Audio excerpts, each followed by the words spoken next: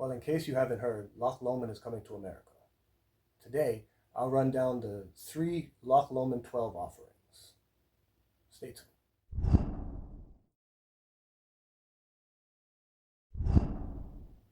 So yeah, Loch Lomond got a distillery deal with the Foley Family Spirits and Foley Family Wines and Spirits to distribute in America. So they're going to be putting, I believe Loch Lomond 12 will be the first offering you'll see on the shelves.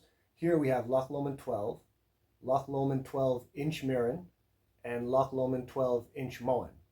Now Loch Lomond 12, I've showcased on the show before. I did say it's a buy at about $81 Canadian, all day, every day. I compared it with the 18 previously, and I did say I would purchase the 12. I wouldn't purchase the 18. Still good, but not worth the price.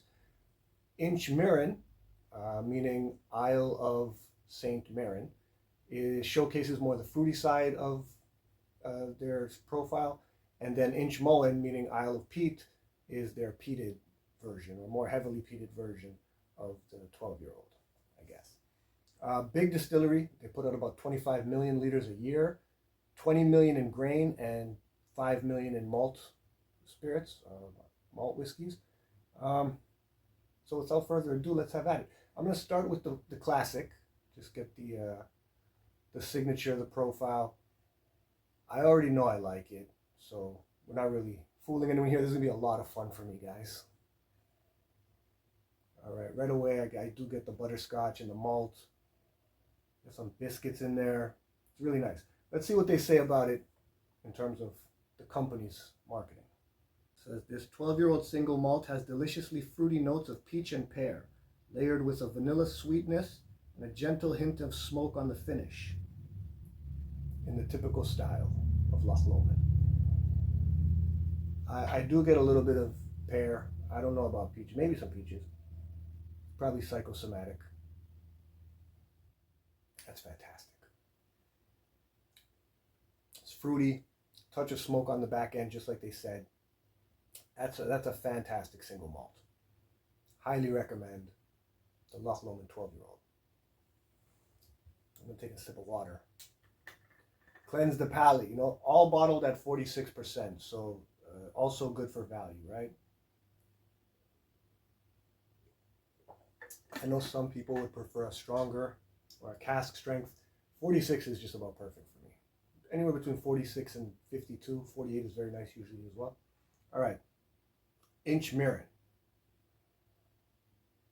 On the nose, fresher, more grassy. Little fruitier probably. Let's go to the marketing notes. What do they say? This unique expression showcases the fruit and sweet elements of the distillery's signature style with delicious notes of peach, apricot, toffee, and vanilla on the finish. I do get the vanilla, and I do get some toffee. Yeah, no, I don't particularly get apricots, but I'm not overly familiar with apricot either. I do get some peach. It is definitely fruity, and it's very soft and mellow, more mellow than the typical 12. Still a very quality single malt. I don't like it as much. It is fruitier. There's a touch of that, what they call baby sick. I know I said that in another video previously.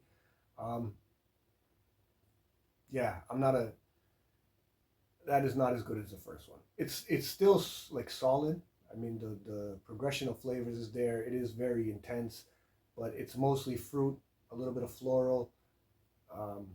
I much prefer the balance of the 12-year-old regular. All right, let's try inchmoan. Wait, first my water.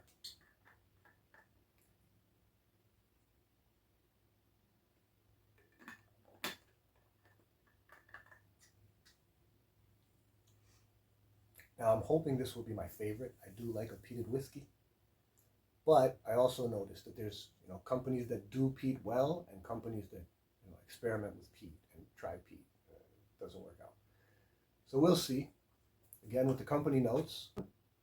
This unique expression showcases a soft smoke and warming spice element of our distillery's signature style with delicious notes of wood and peat smoke, roasted coffee, green apple, with clove and aniseed spice. on the finish. All right. That's a lot. This is really nice. That's a lot, what they said. I'm not going to pick all that out. I don't think. But yeah, the peat is definitely stealing the show here. I'm getting a subtle wood, fairly heavy smoke, a little bit of charred meat. Yeah, I really like that. That is a very well peated whiskey on the nose. They're not playing around.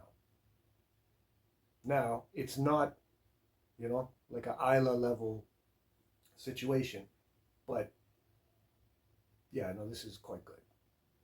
All right, let's try the palate. Definitely get the wood, the ash. There is a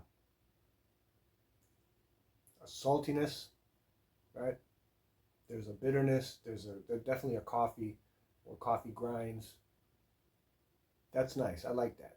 I do like that. It is not, I still don't think it meets the typical 12.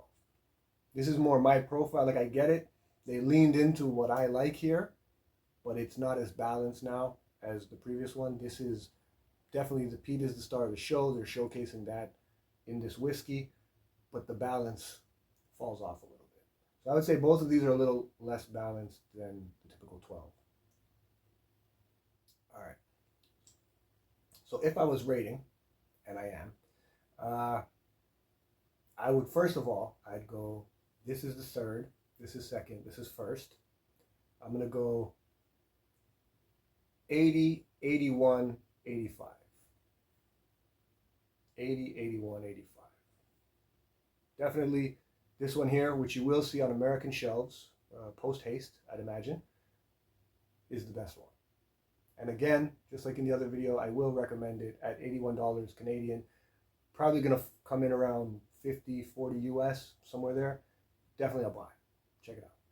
Loch Lomond 12-year-old. Well, that's the show, guys. Hope you enjoyed it as much as I did. As always, I'm Jason. This is It Was All a Dram. Smash the like button for me. Subscribe to the channel if you haven't already, and share the video with your friends. Let me know, have you tried Loch Lomond 12? What did you think? Have you tried the other two variations? What do you think of those? Till next time. Cheers.